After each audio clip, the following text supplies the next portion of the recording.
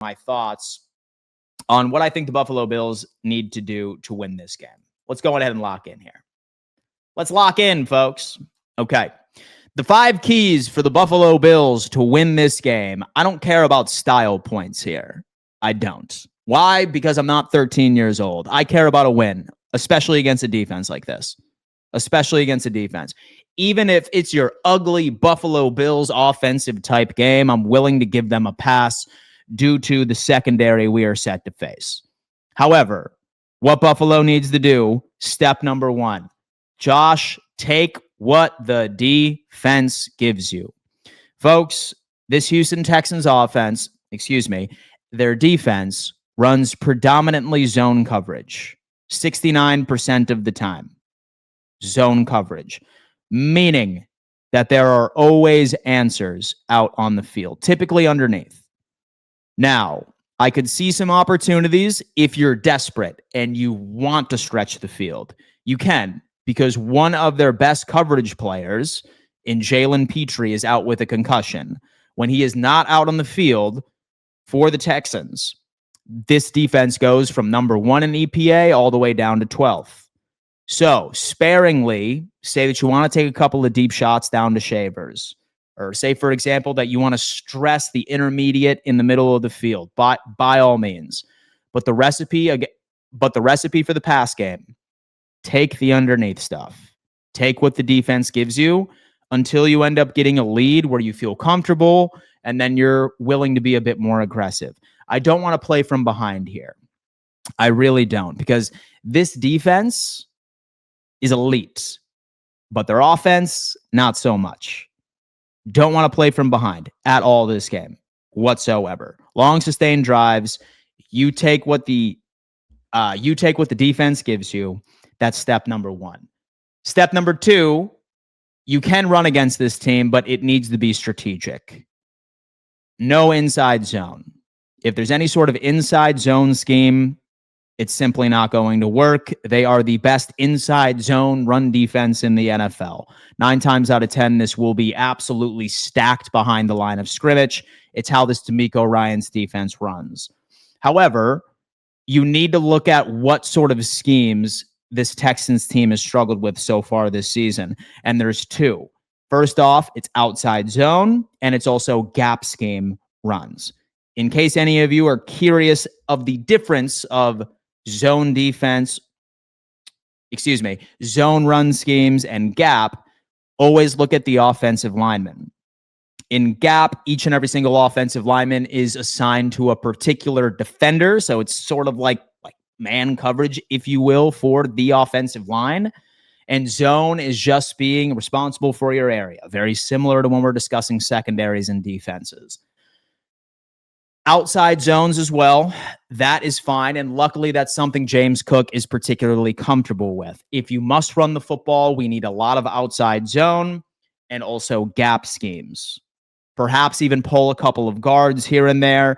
This is where the Texans defense has been able to get got in the run game. Stay away from inside zone.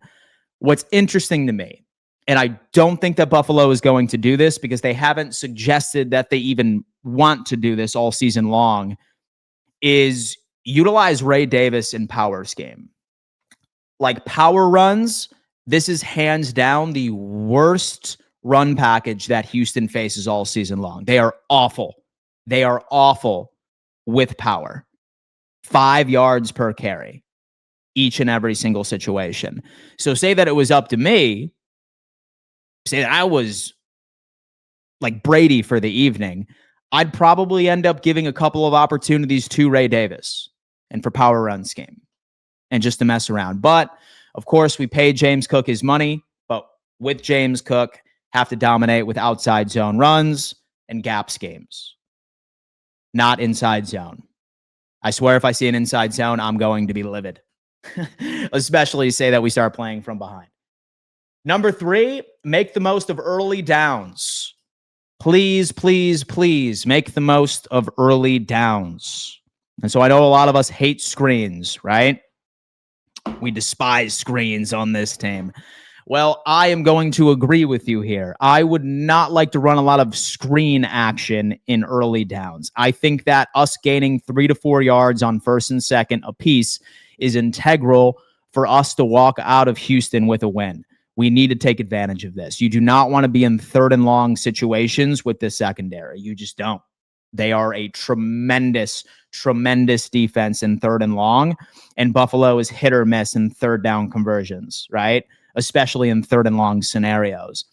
Do not, and I mean do not, shoot yourself in the foot with any bonehead holdings that ends up setting us back on 3rd and 12s and 3rd and 13s and so at that point, and so you might as well just punt the ball away on 3rd down. That's how good this secondary is. That's how good this defense is. So make the most out of early downs. 3rd and shorts all night long. Or worst case scenario, just convert on 2nd if necessary. And you know what Houston is going to do. Number 4, run man coverage versus Davis Mills. Look, so he's a backup quarterback, right? It's to nobody's surprise that Davis Mills is currently leading the league through the past 2 weeks of throwing to your first read. I know that Sean McDermott has built his defense off of the zone mentality. No. You have to run predominantly man coverage, okay? Have Max Harrison out there right against Isaiah, I think it's Higgins or something like that, or Jalen Noel, what have you. Say that it's Cam Lewis or Taron Johnson. I'm fine with any of our DBs running against their current wide receivers. Same thing with Christian Benford, right? Man coverage. Man. Because with Mills, throws to his first read more than just about anybody, and his completion percentage plummets to about 48%.